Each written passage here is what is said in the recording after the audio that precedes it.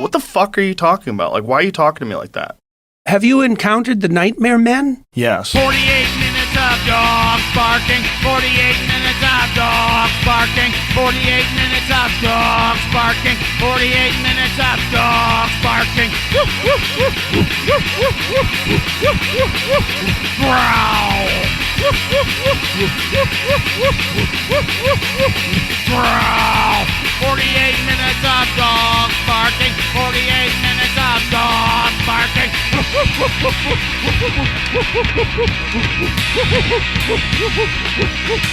If like ICE were trying to arrest me, I would just make them really uncomfortable. Like if they were trying to put, yeah, Harder, Daddy. yeah, just make them really, because like you gotta get in the mindset of who wants to be in like definitely the sort of guy that would call you a Right. in gym class, but in the shower, if you started rubbing your bare ass all over them, they would they would have a seizure. Right. They would stroke out. So I figured like you just gotta be weirder than them. They're more afraid of you than you are. To treat them like a mountain lion. Yeah, you got to do increasingly gay things so that they really just leave you alone. Or they'll beat you harder. It's kind of 50-50 on those guys, yeah. Listen, you're going to get your ass beat probably anyways. Right. So you might as well go down fighting, or at least sounding really horned up. Well, it's 40 Minutes Dogs Barking. I'm Jason. That's Brian. Boy, what a week. We're bombing Iran now, apparently. Yeah, it's pretty tight. Hulk Hogan's on his deathbed. Oh, brother. I just want to see bloodline. I just want to see blood spilling in the sand with last time that we're in, brother. Can't really do a Hulk Hogan. It just all ends up being the same constipated, roided out guy from the late 80s. Which is Hulk Hogan, so Yeah. you're not that far off. Yeah. I just saw somebody faked a screenshot of Ric Flair responding to a news article that he's like shitting himself in these South Tampa bars. He's like, that ain't shit, that's cum. Yeah, I saw. I shit you not. I almost sent that to you earlier. Woo! Woo! Ric Flair drip go woo on a trick. That's right. God, Ric Flair, what a nasty old man. Nasty. He is the white Chuck Berry. So this week, Brian, You really just went on. just gonna walk right past it. He's the white Chuck Berry. Think about that. I'm thinking about it, and it's grossing me out. It's upsetting because I feel like if I met Chuck Berry a few times. Yeah. Always made sure to fist bump. Yeah, wash your hands afterwards. Wash your hands afterwards. Yeah. Like, yeah, he came at me one time walking out of the bathroom and was like, "How you doing, young man?" And I'm like, "No. Hands up. This is how I get hepatitis D." Some weird hepatitis we've never heard of. Great Siberian itch or something. Yeah.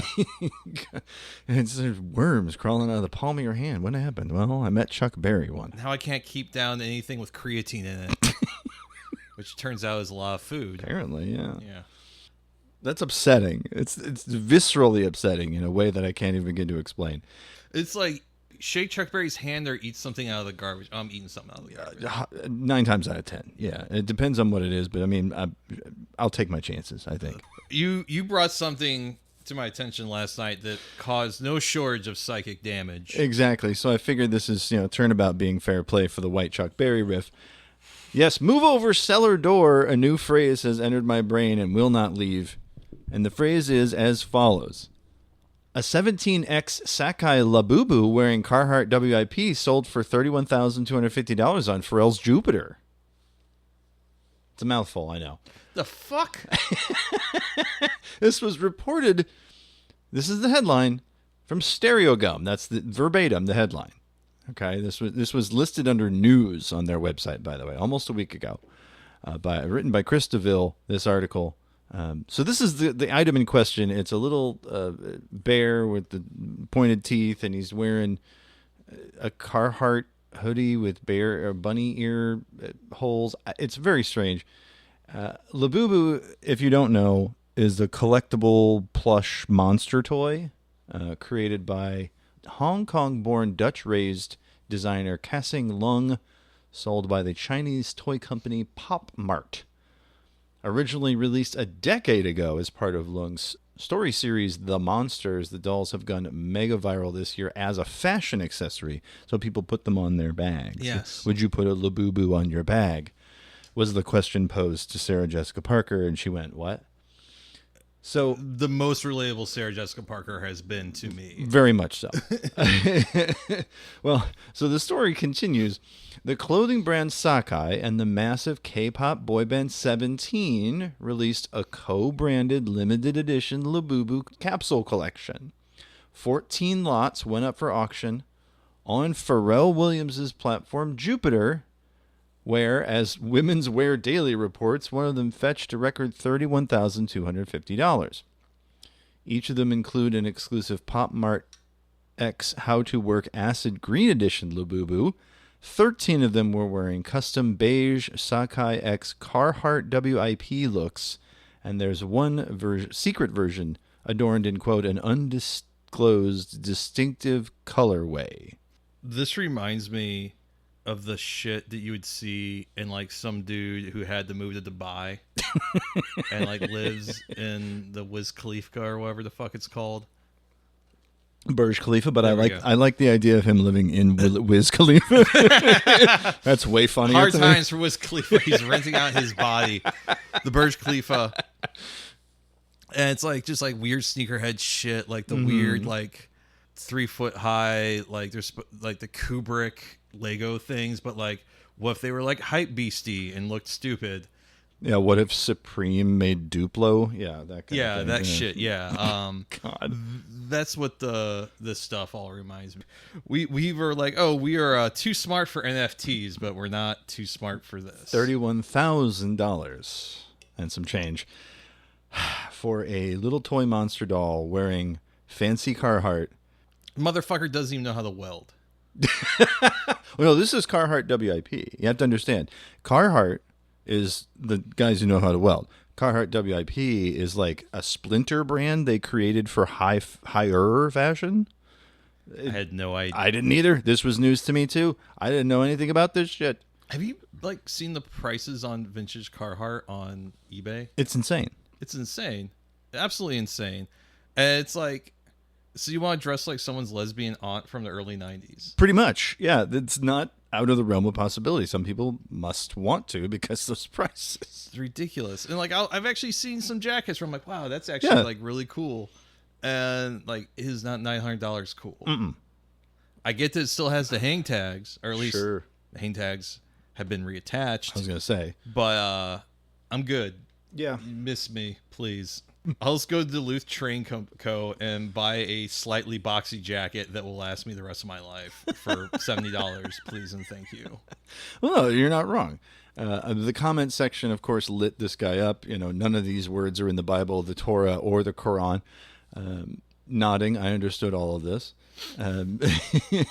Meanwhile, my Gigi Allen Labubu is going for $12,850. Surely it's signed by 11 bandmates, not designed by 11 of them. And then, yeah, the gif from I Think You Should Leave. I don't know what any of this shit is, and I'm fucking scared. Yeah. Horse Noir saying, this reminds me of the headline, they did surgery on a grape. And Patrick Cosmos at veryimportant.lawyer on Blue Sky. I told everybody this would happen. Nobody listened. 17X Sakai Labubu wearing Carhartt WIP sold for $31,250 at Pharrell's Jupiter. Here to scar your brain yet again. More weird TikTok shit. Have you seen this? Have you heard of this? My ex apparently got very upset that I made any sort of light about her TikTok habit, particularly on the podcast. But I had lived with someone that was staring at their phone most of the waking hours that I was around them on an app that made casino sounds. And like, yes, Wisp the cat is very cute. Yes, White Boy Winter, haha. Not saying that there weren't things that weren't funny, Right. but 90% of it sounded like garbage in, garbage out. Yeah, and it's pretty much that. A lot of TikTok users get a unique thrill out of making sure that things get banned from the platform very quickly. Such was the case with the white shampoo trend. It was thinly disguised, barely edited guise of jacking off and coming. You know what? I'm a little bit disappointed I didn't know about this beforehand. This actually sounds like a really good bit. Not gonna lie. Somebody out there. Put glue on her face. Grok put glue on her face. This is kind of the natural extension of that. I tried that white shampoo, and it's like the tip of his dick peeking out from the bottom of the frame while he's jizzing. Now, of course, a lot of those videos are now gone. There are a few intrepid folks over on Twitter who have archived them for posterity, I guess. They're weird. Yeah, here's one. Somebody in their dorm room while their roommate is like playing, I don't know, is that Path of Exile or RuneScape? But they're That's you know what? busting. Big hard decks.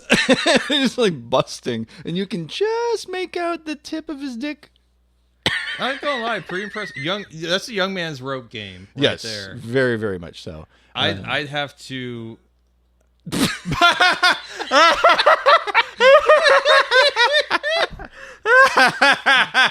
I sprung that one on you. Sorry. Oh, Jesus Christ. He's got the fucking haircut. He's dressed like an unpopular fourth grader in 1993. He's got the ugly Betty if she got a perm haircut. Jesus Christ. God. One of these weird trends are like, oh yeah, it's the negative of my hand, right?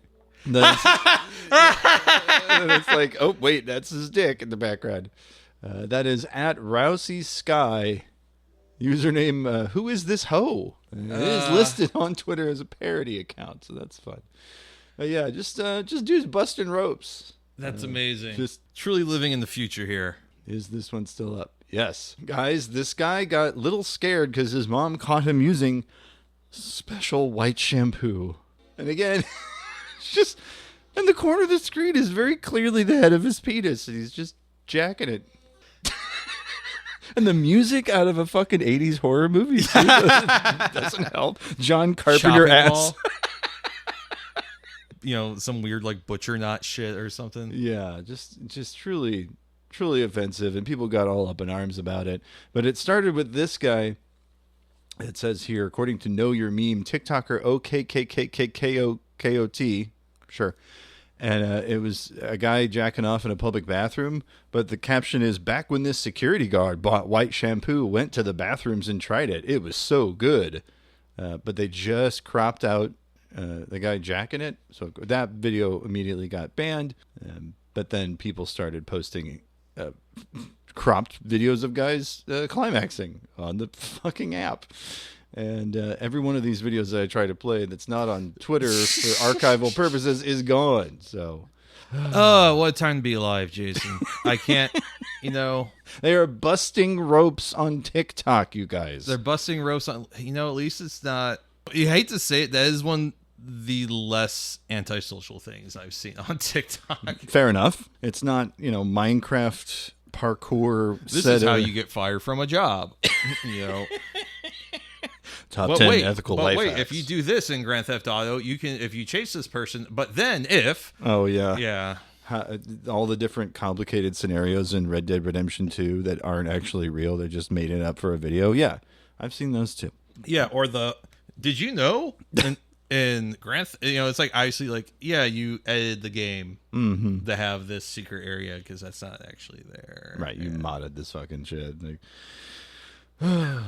I guess that's the fake gamers. True that. I guess I'll take guys busting over that because at least that's kind of funny. It's very much a Fayad meme kind of thing. It feels like something that if Fayad had not been a bunch of gross basement dwellers, that they would have eventually have done. I'll leave you on a bit of a political note this week in our What's Hot Classic segment. A gentleman got himself barred from entering the United States because of a J.D. Vance meme. Okay? This is the Daily Dot. Lindsay Weedston writing. A Norwegian planning to visit friends in the U.S. says he was detained and barred from entering the United States at New Jersey's Newark Airport over a J.D. Vance meme on his phone. Earlier this month, Mads Mikkelsen, no relation to the actor, spent 5 hours in a cell after Immigration and Customs Enforcement found the meme and a photo of a wooden pipe on his phone. They ultimately denied him entry, sending him back to Norway. There he is, standing in the fields of Norway there. He later discovered what appeared to be falsified sections of customs documents they sent him home with. This gentleman is 21 years old. Instead of the 2-month trip, he got what they call a nightmare. Speaking with the Daily Dot, Mickelson says a customs agent first questioned him about a sausage in his luggage. A plainclothes ICE agent approached and promised to, quote, fix the issue quickly before bringing him to an interrogation room. They questioned him for an hour, then allegedly threatened him with legal consequences if he didn't let them search his phone. Quote, they threatened me with a minimum $5,000 fine or 5 years in prison if I refused to give up my phone password, he told Norwegian outlet Nordlys. According to legal experts, they're allowed to search electronic devices. The most they can do for refusing to unlock the phone is confiscate it and deny that person entry. Unfortunately for Mickelson, in his camera roll, they found one of my rare Vances. That's right, the baby-faced J.D. Vance meme and a photo of a wooden pipe. ICE agents grilled him over the political intent of the meme and called the tobacco pipe, made for a friend in trade school 5 years ago, quote, narcotics paraphernalia. And again, the steely-eyed J.D. Vance meme with the bald head, truly psychotic looking. That's troubling, because I think, like, what if I left the country and came back? Because I'm just like thinking, like, what if they went through my photo roll and, like, I think just the screen caps alone would get me sent to a black site in, like, Louisiana. But because of this story, now this fucking J.D. Vance meme is being shown on the news because it has to do with a news story. So it's getting worse. And I keep seeing that fucking face everywhere I go. It's such a gooner look.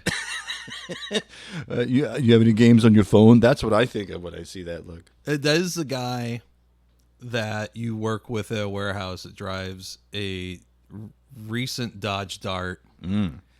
Tells you really fucked up stories about, like, the party he went to the night before. And, like, just always smells like cigarettes and deli meat. Highly unpleasant. Yeah. It's Crypto Scam of the Week time. You're listening to 48 Minutes of Dogs Barking, the podcast. And now it's time for the Crypto Scam of the Week. Our good friends at the Cointelegraph got themselves hacked.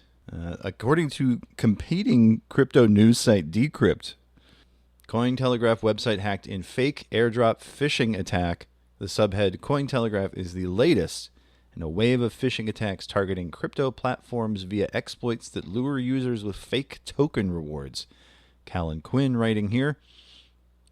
Cointelegraph has confirmed the website was compromised in a front-end exploit used to promote a fraudulent token airdrop and steal from users.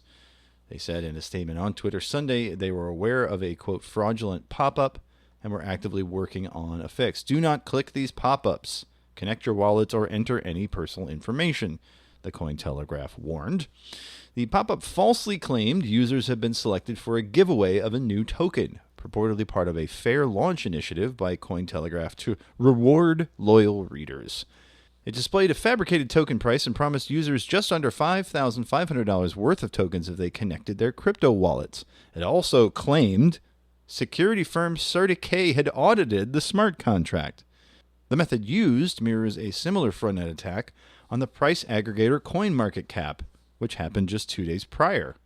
In that case, visitors to that site saw pop-ups requesting wallet connections for verification purposes. CoinMarketCap later confirmed malicious code had been injected into the site, and it was removed.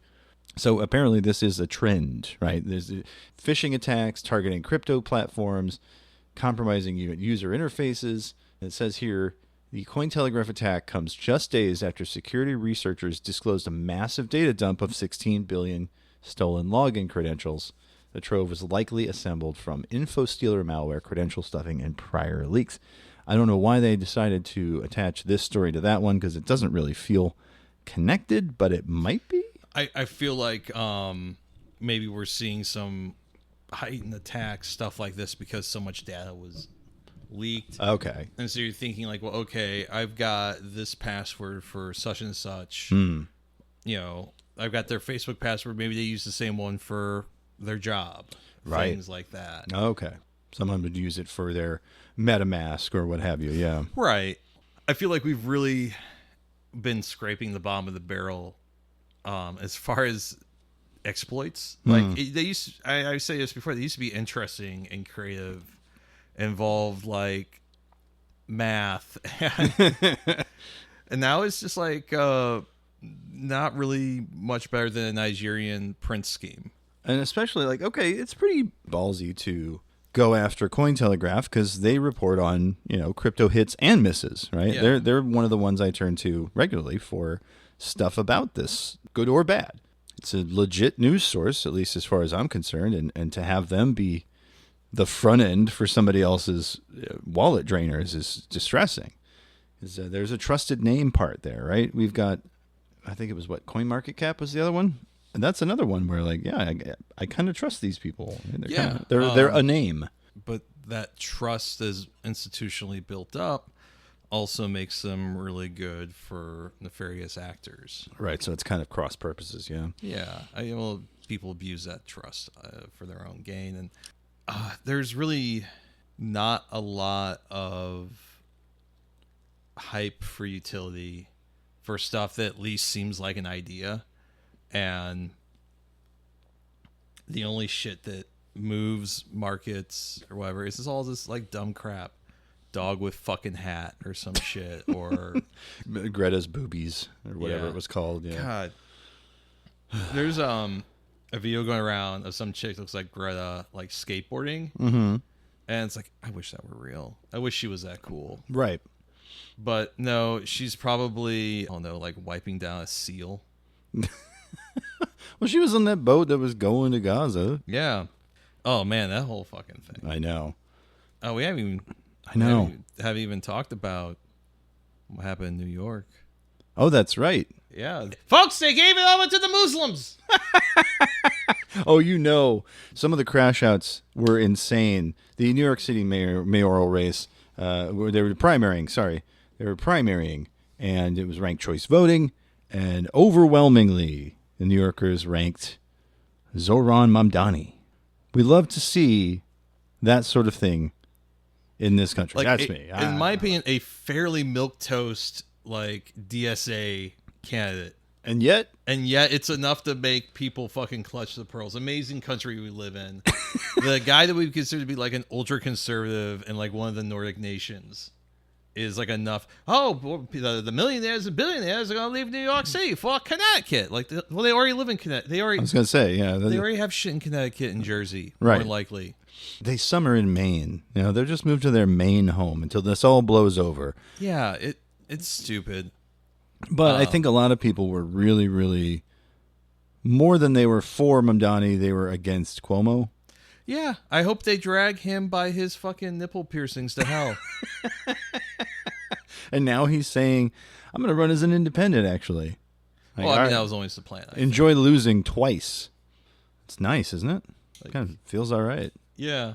I mean, we don't even live there, right? But it's, Only city in the world, got to have a slice, et cetera, et cetera. gotta have a slight. But, I mean, fucking our politics are miserable. Right. So we got to take the joy where we can. I Yeah, totally I mean, understand like- it. Yeah. Like, the state attorney general is overstepping their reach to basically bully the democratically elected black sheriff of St. Louis into resigning. yeah. And, I mean, the new sheriff seems like a real dipshit. But But, at the same time, yeah, that's bad. you gotta... You see how that's bad, right? Yeah. you see how both things are bad. Right. It does kind of baffle me, like, why do we care? But it's also like, well, it's very representative, right? We think of... If it can happen there, it can happen anywhere. That's right, baby. Yeah. That's right. I started slipping in a New Jersey accent, though, so I don't know why that is.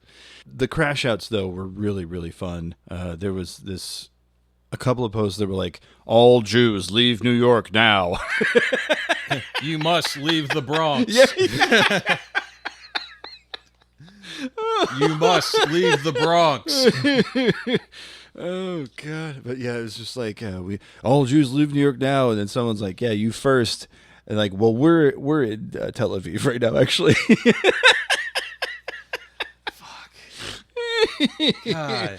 It's fantastic. And, We you love know, his anti-Semitism is like, you know what? At this point, you can have the Zionists. it. Right. Take them. Take them. And people, and then there's also the pearl-clutching Zionists being like, you know, if you're going to internationalize the Intifada, then we're going to have to internationalize the Nabka. And I'm like, damn, a lot of hate in your heart. Oh, mask off, huh? Yeah, I don't know. We hate to see a brown man winning in this country. I'm telling you. And you see his wife? Smoke show. Oh, yeah. Well, so he's the total package. He's hanging out with Nick Mullen, who apparently had to step on a fruit crate to stand next to him. I love it. They were doing Blue Chews, talking about the Thursday Boots ad read. I forgot about the Thursday boots shit. Oh, no. You can go home when it's Thursday. Mother was Mira. His Mira mom's a Nair. smoke show too. Yeah, Mira Nair, filmmaker. Rama Duwaji, yeah. Yeah, we're just gonna do a little casual male gazing here. Nothing wrong with that. It's, It's okay if it's political. We can do that. It's fair. That's what Barack told me in a dream. All right. Yes, his wife, God manic damn. pixie dream girl. Wow. Fucking aspirational. According to the Associated Press, his wife Rama Duwaji is an animator, illustrator, and ceramicist, and they met on Hinge. God damn. Ah, Beautiful. we love it. You love to see it, folks. And look at that look. Look at Yeah, I mean, what's again aspirational? Yeah, Put that absolutely. on your fucking mood board. 33 years old, Zorhan Mabdani. And he called her my incredible wife. You're damn right he's a wife guy. Damn straight. Anyway, we love to see it. We love to see it. I'm a big fan. Well, the passage of time has come for us all eventually, Brian. This one hit me hard, man. You know what's really funny? Okay, so my kids love the games of Toby Fox. Toby Fox, for those of you not aware, creator of Undertale, a game heavily indebted to Earthbound's wacky type of sense of humor and sensibility, but also sequiturs. but also the deep emotional gut punches that can sometimes happen if you are really good at the writing. Well, Toby Fox's new game, Deltarune, which is itself an anagram of Undertale, haha, released its third and fourth chapters June 5th of this year, which just so happened to be the 30th anniversary of the release of Earthbound In the U.S. in the U.S. An occasion that was likely not lost on him. Earthbound is one of my favorite video games of all time.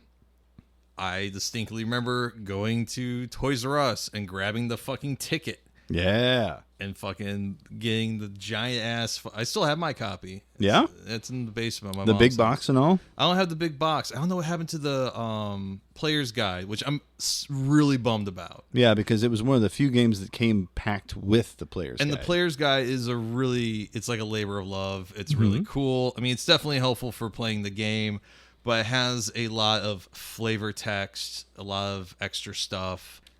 Earthbound's part of the reason why I was a weird kid, part of the reason why I was a weird teenager. Most certainly part of why I was, or still am, a weird adult. And I'll even take it as far as I have this on my keychain, a Franklin badge. Okay. Nice. Yeah. Love that.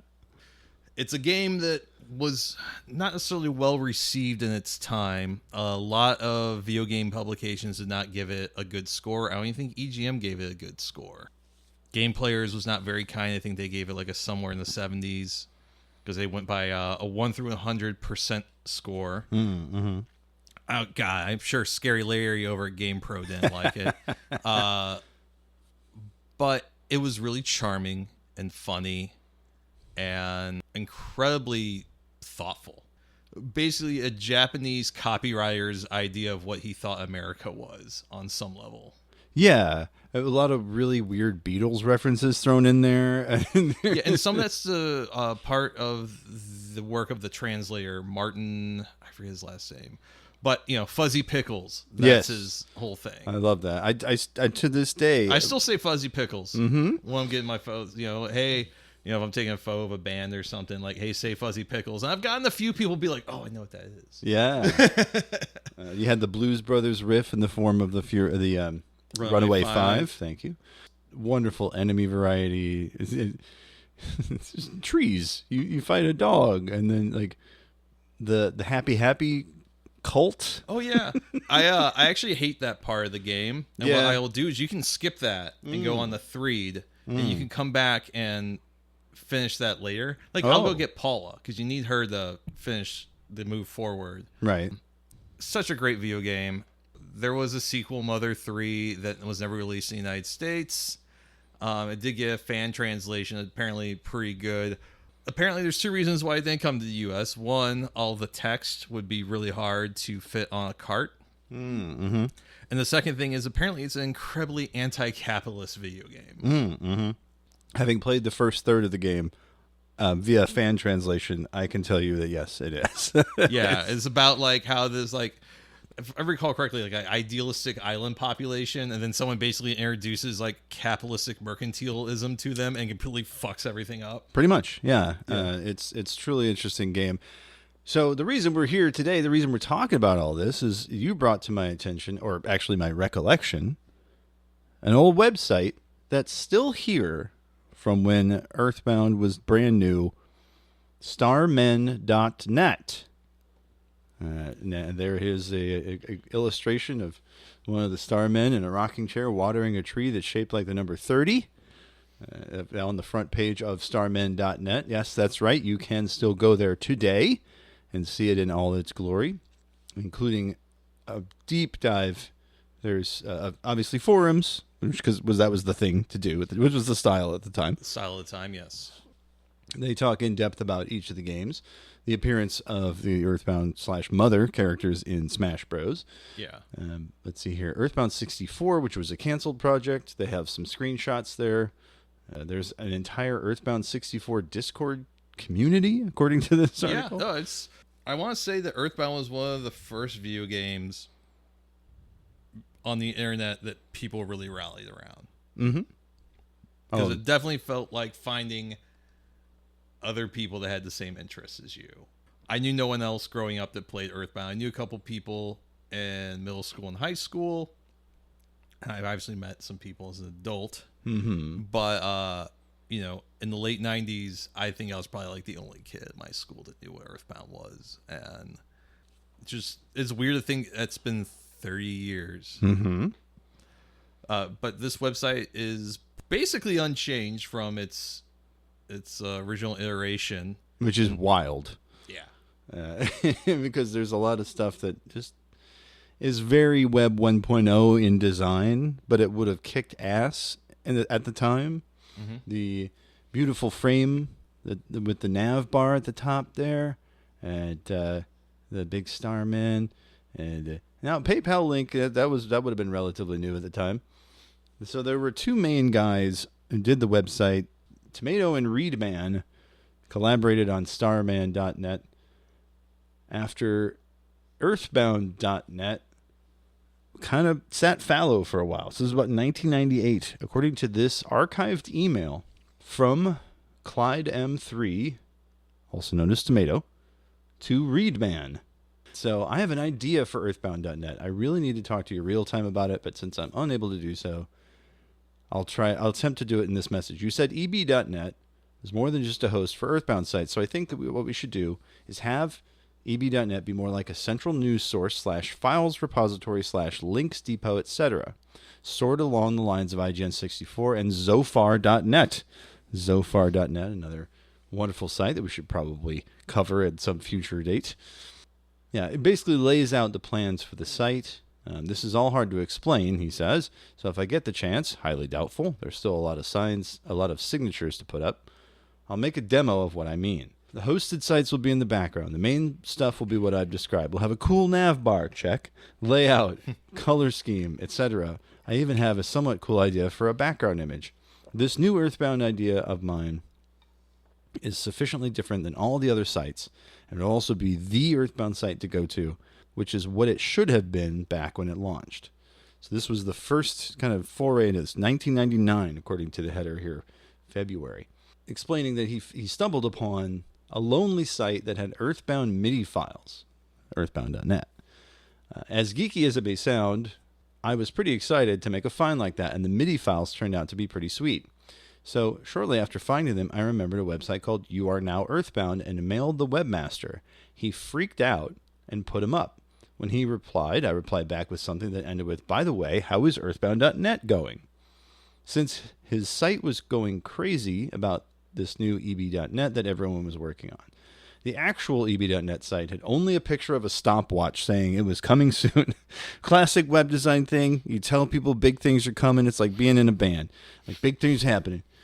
He didn't do anything related for 6 months after that. Then he remembers one time, Loco San said he'd found, Loco San was another guy in the community, had found a debug menu in Earthbound when he looked at the ROM with a hex editor.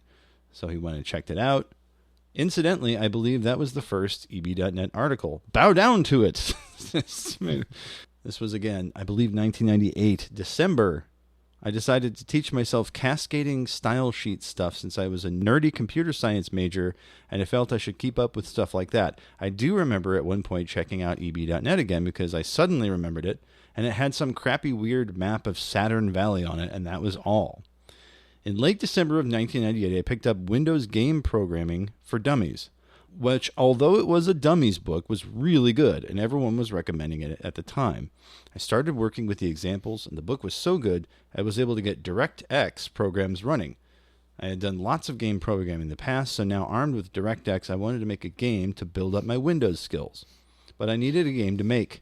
It had to be simple, but somehow fun, and maybe with some sort of theme so other people would play it. What kind of game? What kind of theme?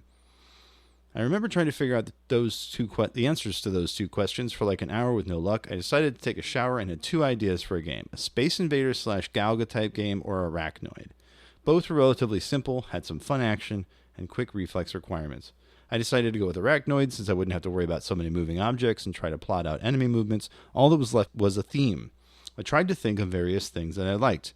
Three Stooges, Star Tropics, Final Fantasy, Ghostbusters.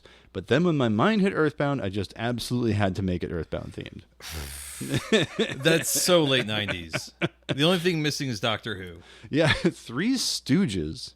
Woo! I guess that's what PBS was showing at the time. Same with Doctor Who, Dark Shadows. I mean, a lot of I British feel like it was like television. TNN or TBS played live. Was it? Oh, Yeah, okay. me and my grandfather watched a lot of Three Stooges, and he'd be like, I remember when these guys were real funny. I remember. Oh, no, Grandpa, they're still pretty funny now. I still Exactly. think about the Dr. Katz comedian where the guy was like, you know why women don't like Three Stooges? And Dr. Katz is like, no, why not?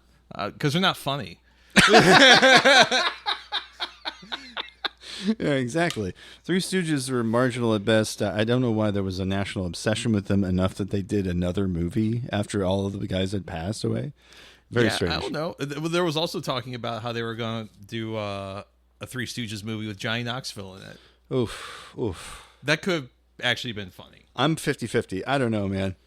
I feel like Starman.net was one of the first like big gaming communities on the internet.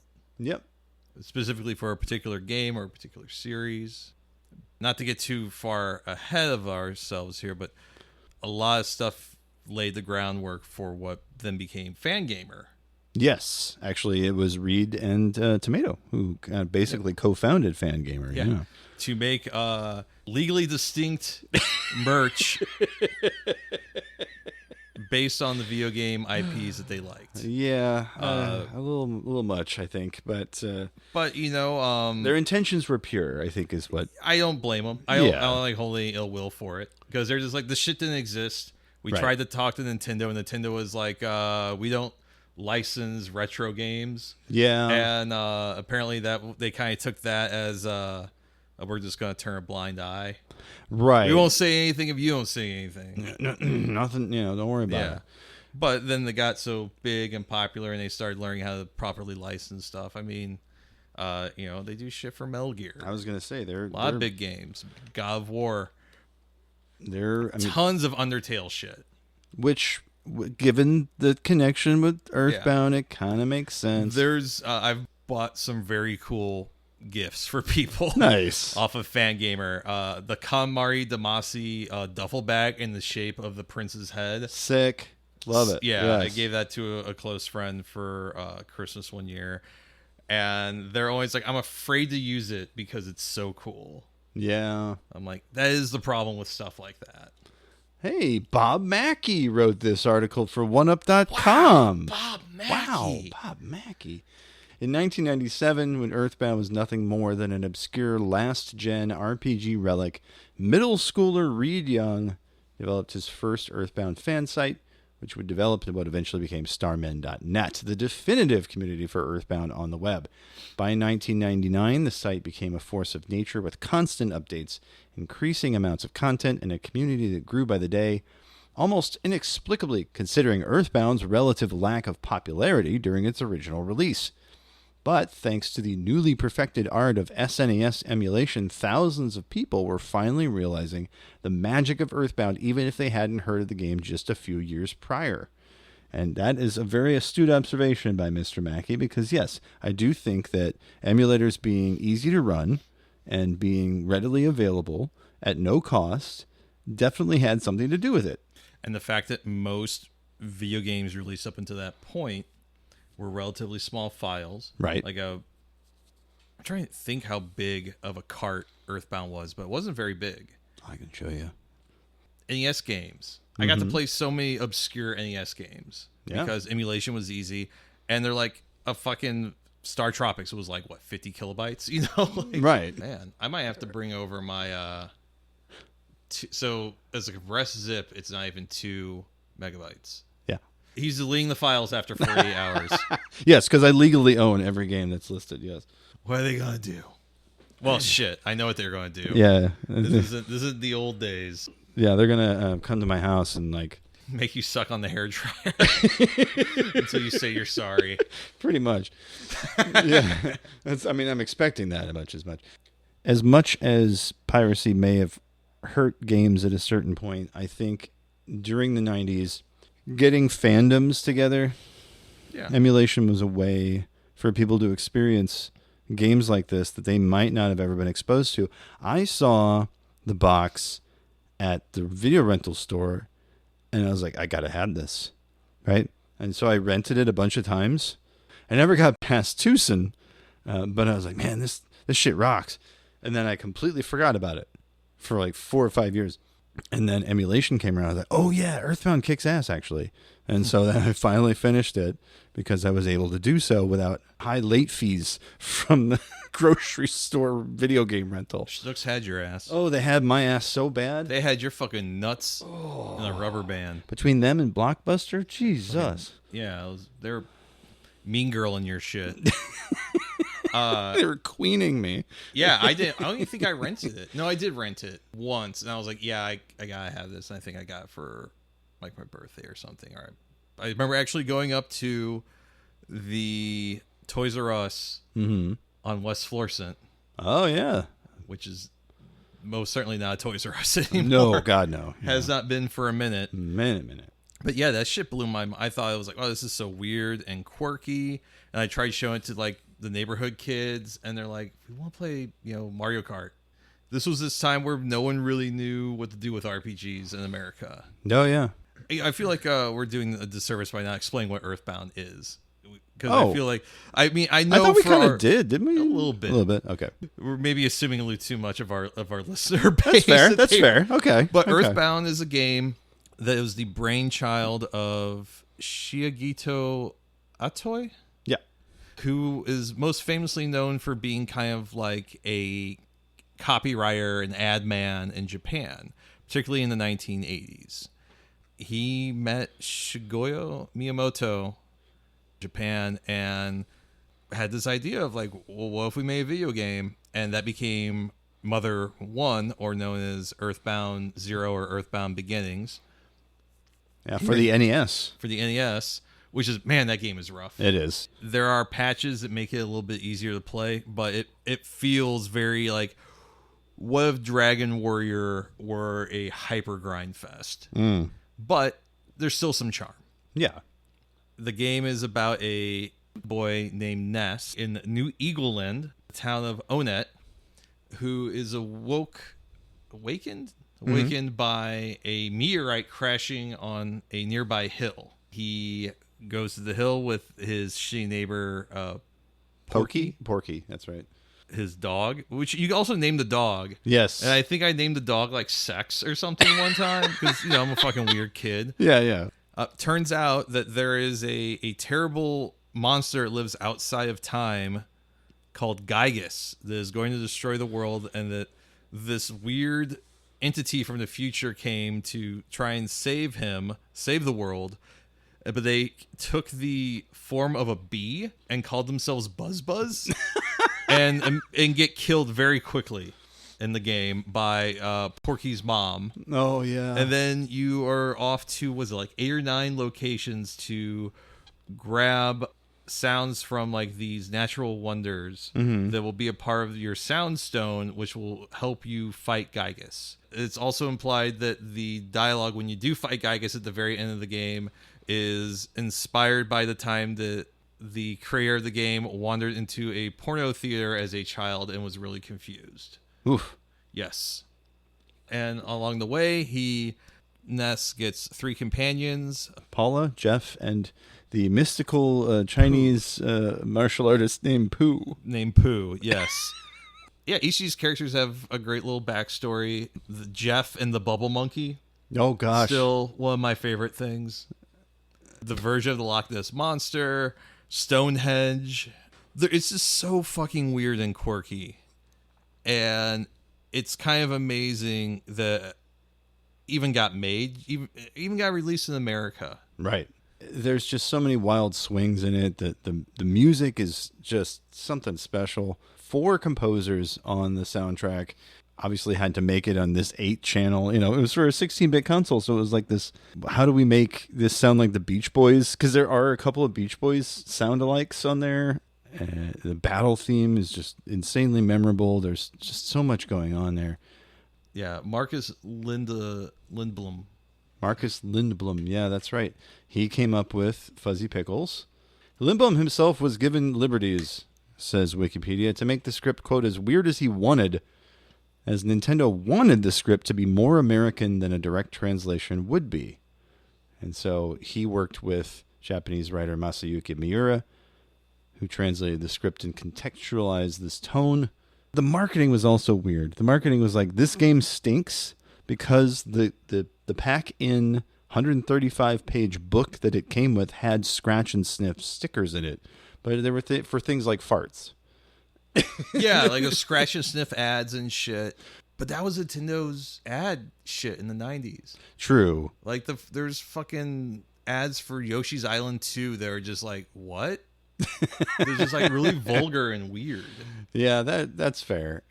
It didn't do well. I think the advertising hurt it. I think a lot of things were kind of against it, and so internet fandoms picked it up as kind of this underdog tale.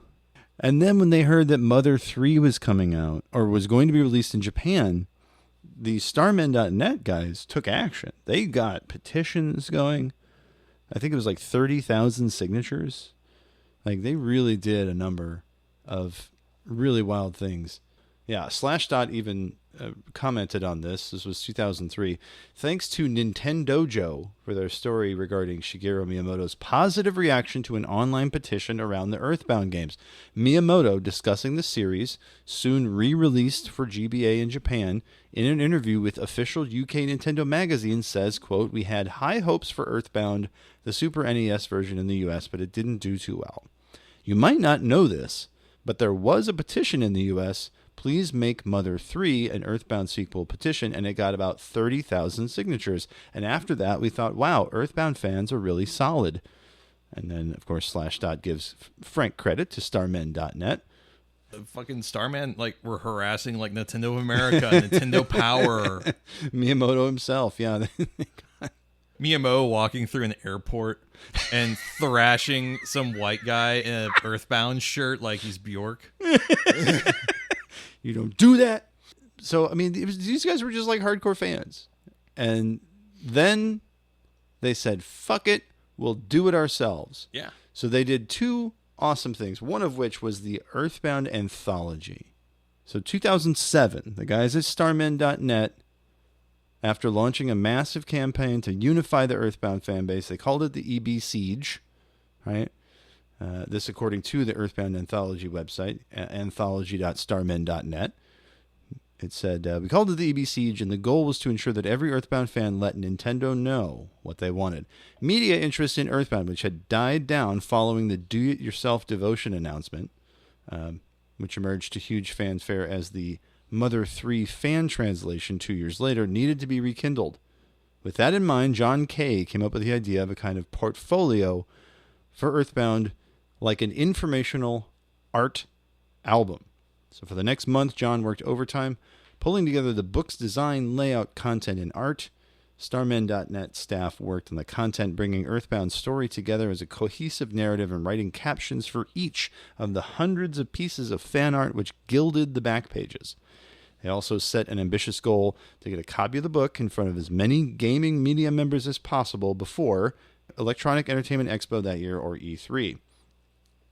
They completed it in less than a month. In the meantime, the fan base undertook an equally impressive task, raising $7,500 in donations in just 2 weeks, far outstripping the original goal of $2,500. With cash in hand, a completed book, and just over a week until E3, the mysterious Uber Siege project, which was still under wraps, kicked into high gear, while dozens of copies of the full-color 268-page book, almost double the size of the book that came with the game, were being printed through an online publisher. John worked feverishly to compile DVDs to accompany them. 4 discs brimming with fan-made music, art, videos, and more. Everything came together at the last second, and the books were overnighted to dozens of gaming companies and publishers, EGM, IGN, GameSpot, Destructoid, and Nintendo themselves. The results were great. Old and new media alike picked up the story of our devotion, and our website traffic steadily increased as anticipation of Earthbound's VC re-release mounted. Now, that requires a little context. When the Wii came out, they had the virtual console where you could purchase older games like Earthbound to play on your Wii. So you could actually play Earthbound on at the time, a modern console. The day never came, though. Nintendo had one final crushing disappointment in store for the fans. The game is unlikely to ever emerge on the Virtual Console, barring a break in the stalemate between Nintendo of America and NCL. Now, it was eventually released on the Virtual Console for the Wii U, I believe. Correct. And for the Nintendo Switch again. Yeah. And, of course, the SNES Mini and a few other re-releases. But in 2007, they were pretty much disheartened. In spite of a seemingly endless stream of disappointments and letdown, the Earthbound fan base remains as strong and optimistic as ever. This online version of the anthology was posted as the final bonus for the 2009 EBFGP, the Earthbound full game playthrough. So they would do a yearly event where the community plays through Earthbound together over the course of a month.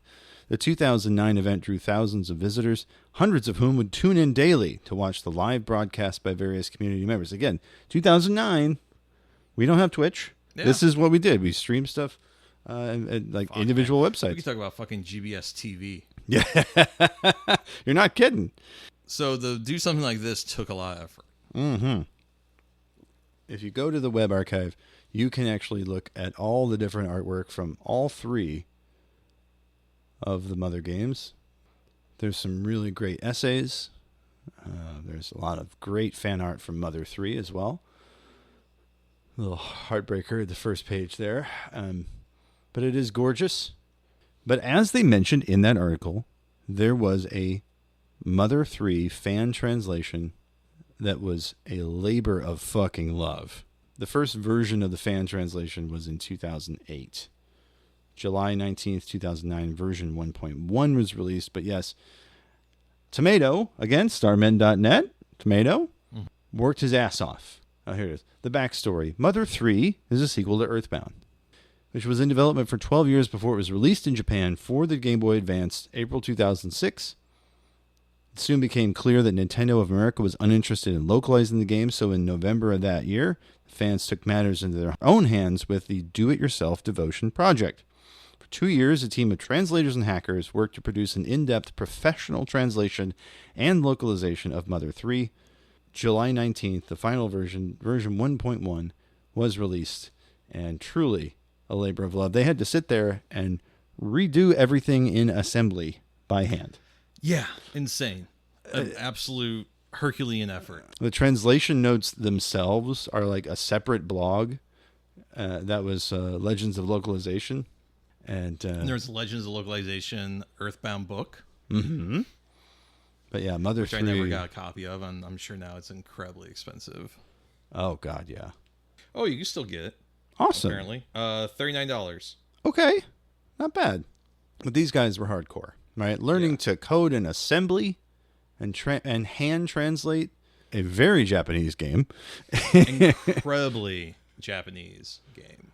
Just truly wonderful. And again, having played a portion of the fan translation, I have to say, what a wonderful job that they have done. That's what I've heard. I have not. I remember having downloaded the file and having a copy of the ROM, but never went any further with it. And I kind of regret that. But I heard it's a great game. I've had the plot summarized to me a few times, and maybe one day. Yeah, and people have apparently been asking a toy if he's going to make another game, and he's like, maybe, but it's probably not going to be anything like Earthbound or Mother. Right. So the last bit I'm going to read here is from Ars Technica. They interviewed Reed and Tomato, the two people who are at starmen.net, right? So the biggest problem, Tomato says, about translating the game was that the developers designed each system, menu, battle, main text, in such a strange, rigid way, there simply wasn't enough space and memory to allow for enough text on the screen at once.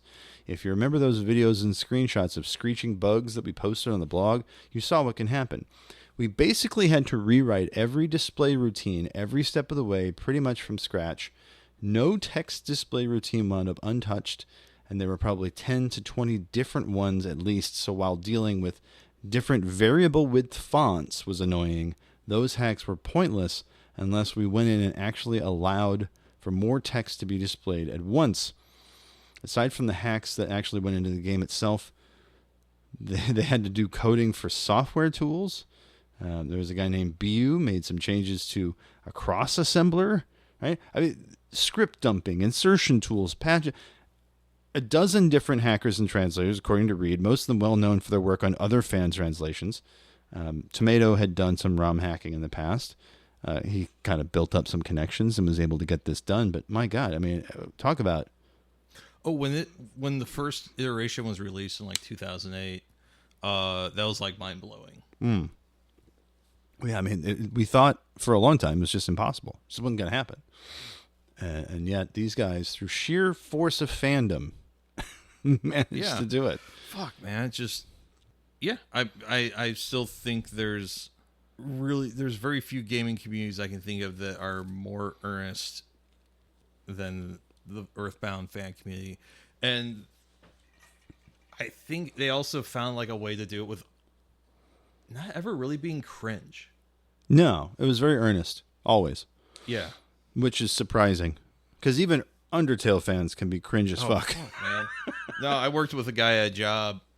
Never interacted with him in a situation where I could see his computer screen. And one time I came back around and his wallpaper was Deltarune. And I'm like, I'm not fucking with this guy. My teens are way into Deltarune, which is why I know all this about it.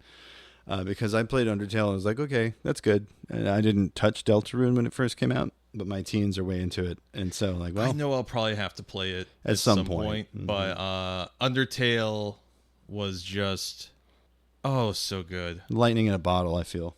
I just really like Undertale. Like having that and like Night in the Woods come out so close together. What a good combo, too. All right. All right. It's time. It's time to gross me out. That's right. Shock.jpg. Kiss me up. And now, the moment you've all been waiting for. Shock.jpg. This shock.jpg is called Hot Dog at a Hallway, Brian. Oh, I wonder why. Oh, boy. All right. So, again, our good friends over at chaotic.com. Kaotic. Yeah. Fuzzy Pickles. Fuzzy Pickles. Here we go. Uploaded on the 9th by T Daddy. It's a woman. I'm a firm believer that this is some sort of prosthetic. This is like a movie trick. But she's got what appears to be a very rubber vagina and does not appear to be enjoying inserting the wrong end of a vibrating dildo into it. Either that or her pelvic floor is just completely fucked. I don't know. Wow, they're doing a lot of really great stuff there over at the Jim Henson Effects Factory, where they fucking call it. Yeah, it's just like His son's really run that place into the ground. I know. It started with that fucking That movie. Sid the Science Kid shit, where they tried to make puppetry in 3D CG, but it was early 3D CG and just looked like shit. Oh, I thought you were talking about that movie that came out like 10 years ago. That was like it's what if the Muppets were real and they cussed and they fucked? Oh, the Happy Time Murders. Yeah, not great. Yeah, Hot Dog in a Hallway, Brian. That was enlightening. Sadly, not as shocking as I kind of hoped it would have gotten. 15 seconds long, folks. What are you going to It's do? just one of those things where like there's just like not a lot of joy in this world right now. There's also not a lot of joy in that movie. It's very clearly, she's got her top off and she's like doing things to, or, whatever, if that's her real crotch. But like, there's no like, hey, this is really cool. I'm enjoying this. No, it's just like, yep, this is a thing that I'm doing. It's like she's clocking in at the factory. There's no joy there. I feel like if you're gonna make adult film, you got to have something going, even if it's like, hey, isn't this funny how everyone's like step siblings now? Other than that, where's the joy? This pussy's huge. Yeah. Oh, Hello. Oh, Jesus. Yeah, just upsetting. Very.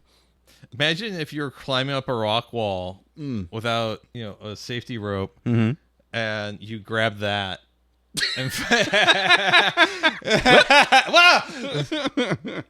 Well, at least I tried, I think is your last thought as your head hits the pavement. Yeah, it's just, what the hell was that? No amount of talcum. No. It's nasty. Or unicorn dust or whatever they fucking call it. Yeah. Thought they were just using pure, cocaine, but Cocaine. hey. All right. It's the breath mint. It's time for your mom's favorite part of the show. It's time for the breath mint. Folks. We're pissing and shitting. We're Sucking using and all 4 USB ports. Every last one. Motherboard's not going to know what hit us. That's right. It's the breath mint. So, Brian, do you want to kick us off this week? Yeah. I finished the final season of You. Ah, well. There's some really interesting stuff I felt like they did just to tie up some loose ends. Common with your last a lot season. of like, I'm not really dead. I just faked it. And Wow. it's like, wow. Telenovela ass. This guy's not really dead. Shit. And to their defense, those tropes are used pretty well and in a way that's pretty interesting. I would say like probably the back third of that season really wildly oscillates from like, oh, this is really fucking intriguing to like, oh man, they think we're stupid. Like it really, it's still worth watching. It still has a really interesting ending. The final episode is, it does some interesting stuff. I think the show kind of makes you feel like a bad person for watching it. Because it kind of gets really dry. Like, Joe is a terrible person. Yeah. You've been rooting for a literal serial killer. Right. The whole entire show. He tries to drill that home and drill home how little Joe understands his sickness. Right. And makes it everyone's problem but his own. It's not bad. It's actually, I think, is trying to, tidy everything up, give like a decent ending. I think they did a pretty good job. The season started out rough, but then it started moving, introducing some characters. And I know I said last week about how, here's all of her siblings that were not mentioned in the previous season. Right. But each one of those characters, each one of those actors really fucking does a great job. Really, they don't stick out. Okay. In a situation where it feels like a less careful production would have just let that stuff stick out like a sore thumb. Right. But it all smooths out pretty good. All those characters are given a moment, if not many moments. It's also a couple times really fucking funny. Particularly with the third season kind of becomes a fuck the rich people kind of thing on a certain level. Right. Joe is the perspective of an outsider all of a sudden kind of getting shoehorned into this cultural and financial elite. Yeah, I've definitely got a talented Mr. Ripley vibe from that third season. Yeah. Or even if you want to go that far, like Saltburn. Yeah. I didn't hate the ending. It's not nearly as bad as how Dead Sea ended. Yeah, you were talking about Dead City last week. It was a really strong season. Yeah. Then the second last episode had like, this character's not actually dead. And doesn't really go anywhere. The final episode is just kind of a wet fart. And the few things that are really good about it don't resonate like they should because there's too much stuff where you go like, that sucked. That was a really cool way that person died. How brutal and unforgiving. Or like, this is really heartbreaking. But you're also thinking like, yeah, but that shit just happened 5 minutes ago was corny as fuck. Right. You can't help but think of this. Yeah. And I don't know where that third season is going to go. Oh, there's going to be one? There has to be. Okay. It's just like a really disappointing ending. You don't know where certain characters are at. It makes this argument, it feels like, for as awful as the factions in New York City are, they are not nearly as terrible as like the patriotic fascism of New Babylon. And that's like the whole entire thing. It seems to be trying to have all these different factions in New York sell their shit, get along, because like we may fucking hate each other, but what we got is so much better than what these motherfuckers are going to put on us. My last thing, we saw the Phoenician Scheme yesterday. Yeah. I enjoyed it. Benicio del Toro is doing like his best like Gene Hackman. I mean, it's another Wes Anderson film about like a fucked up dad, but this one's like a capitalist in the 50s. So Michael Cera finally makes his appearance in a Wes Anderson movie. Is he up to the task? For the most part. Okay. He's definitely the source of some of the bigger laughs. Benicio del Toro's character is based off of apparently this Armenian business magnate from the 50s.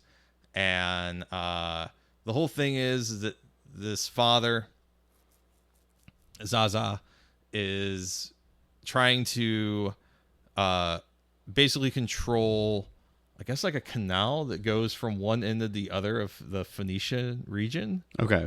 Which is, I guess, like Syria or something. I don't fucking know. But he's got this interest in transportation infrastructure that stretches up and down this like river in this region. And because the U.S. government decides to fuck him by manipulating the markets on building materials, all of a sudden now there is a huge gap that needs to be filled in completing this project. So he has to go to all of his investors and trying to get them to help cover the gap, and hijinks ensue. Tom Hanks and Bryan Cranston kind of have, I think, the most screen time out of all of the investors. Mm-hmm. And definitely it's probably the funnest part of the movie. And of course, the thing is, Benicio del Toro, he has like 8 or 9 adopted sons. And he has his daughter who is, what's her fuck? Liesel, who is a novice nun. And he's like, you're not going to be doing that. You're going to be my heir on a trial basis. And she's like, even like says like, why you have all these fucking kids? And he's like, I don't know. Maybe that one over there is Einstein. It's just like, I'm just going to adopt a bunch of kids and hope that one of them isn't a dipshit, which is such a But there's so many little lines and so many great little bits. I loved Benicio del Toro. Reminded me of my grandpa a little bit. Just lines like of someone did something that I didn't tell them to do it. Why would anyone do anything of their own volition? Which is totally something my grandfather would have thought. Okay. Bill Murray is God. Yeah. Of course he is. Yeah. I still think The French Dispatch might be the strongest thing he's ever released. I can see it. Yeah. I think Royal Tenenbaum's close second. So my breath mint this week, the one Oh big, shit, you still gotta do the one big one is a book that I want to impress upon everyone to fucking read. Lincoln Michel wrote a book called Metallic Realms. It is ostensibly a book written in the first person from the perspective of a guy who is an obsessive fan. He's an obsessive fan, though, for a series of sci-fi shorts written by his roommates and the loose sci-fi collective they formed in, where else? New York City. Oh, the only town that ever matters. Only city in the world, baby. And despite that, the book really left an impression on me. I blew through it in a day. That's got to be some kind of record. Usually it's like a day and a half for me. Yeah. But this book just grabbed me. So the character, whose name is Michael Lincoln, not to be confused with the author Lincoln Michel, he lucks into this big apartment in New York. He's working as like an intern at a sci-fi magazine. His friend who he grew up with in Vermont comes to live with him because he's got this huge apartment. His friend and his friends, the friend's friends, start this sci-fi group, and the Mike character is like, they wrote the most wonderful fiction that you've ever heard, the sublime angels of... There is a capturing of a certain type of nerd in the writing of this book that I was like, damn, that's fucking chilling, because I know that guy. He was obsessed with his friends' writing and was talking about how, he's going to make them famous. And so it's kind of a story about obsession. It's a story about how all thinly veiled fiction is really poorly written. It's kind of a love letter to some stuff from like Ursula Le Guin and some Bradbury references that are really not even subtle. So these writers in this writing group are not good writers. They're hacks. But this Mike guy just cannot see it. He thinks they're brilliant geniuses. And so he's going to take on the role of historian. But the things he does to become the historian of this group are like excessively creepy. He starts spying on his roommates and getting into Google Docs and like copying documents over to a private server. And like, it starts to go from like being a fan to being a stalker. And it takes a lot of left turns, but again, it's filtered through this guy who's telling the story. And so it's like, yeah, but that was, that's not a big deal. They asked me to leave the bar, but it was fine. It was a misunderstanding. So you get this unreliable narrator, and you can kind of read between the lines as a reader. Brilliant. I think it's really well done. And that also that examination of that certain type of nerd, and the one I'm talking about. The guy who can't let things go, takes things too far, doesn't know when enough is enough. And then he still believes in his heart of heart that he's doing the right thing. That type of nerd is, you can kind of see the through line from a guy like Mike to the real abusive Discord mod type of guys. You know what I mean? Like there's a very real, it feels lived in. It feels like a very of the time book. It's like someone's had a bad time on Reddit. Decided to write a book about it. All the time. Yes. Every time I'm on there. But that's the big one for me. And then, of course, in my spare time, I have been playing Clair Obscur Expedition 33. How's that going? The more you play it, it just opens up. It goes from a very straightforward adventure to, oh, this might have some really fucking weird metaphysical shit going on. And it's maybe 5 or 6 hours, maybe 10 into the game now. And I finally got the first... You made friends with this guy thing. I'm like, okay, that's where the persona thing is coming in. People were comparing it to. Mm-hmm. Still, learning to parry in a JRPG. I know, it's French. Is like, what? You expect me to do QuickTime events in the middle of a battle? What? How dare you? So it's I'll go fun. back to my Skyrim. Thank you very much. Ugh. It's not for me. Skyrim's just... You never took an arrow to the knee? Oh, multiple times. I definitely wound up playing the sneaky archer because that's what the game kind of funnels you into. And That's just the most fun way to play the game. It can be, but it's also like there's just I don't know. I feel like Skyrim is too big. I get lost and then I get annoyed and then I stop playing for years at a time. It's about that time. We're going to tell people where to find us online. Brian, where can they find you and tell you how much they want to put you in a sexually explicit mod of Mother 3? I'd rather be in a Skyrim sex mod. Fair enough. Your ass hurt done. God damn it. Anyways, if you want to sexually harass me on the internet, you can find me over on Twitter at ishotgidibord, ishotgidbord. You can find me under the same handle over at the beautiful reckless blue sky. Woo. Instagram, I am a music photographer. If you want to check out my photography portfolio, you can head over to assholemusicphotographer.com. And if you want to check out the last great and only media website left in St. Louis, you can head over to theartsstl.com. Some good stuff over there. And Jason, where can they tell you your ass done hurt? My ass done hurt over at Video Crime. Any place there's a video crime, chances are it's going to be me. That's right. We're talking about Blue Sky, Letterboxd, with the exception of the Something Awful forums. I will never reveal my handle here, but you can also find me as part of a podcast that's not this one. It's called Submitted for the Approval of the Midnight Pals. There, I play a fictionalized version of Stephen King. Mm-hmm. Our next episode is going to be, if I remember correctly, it is going to be the Talented Mr. Ripley episode. Oh. Very funny. The lady who we get to play, Patricia Highsmith, is very, very funny. You can go to midnight-pals.simplecast.com or anywhere podcasts are sold. Just search up Midnight Pals. You can contact the show a number of ways. My personal favorite is the telephone. Give us a call, 314-246-9766. That's 314-AHOY POO if you like to spell with your telephone. Also, you can text us at that number, by the way. If you don't feel like leaving us a voicemail, that's fine. Just text me, bro. Kiss me through the phone. Kiss me up, dog.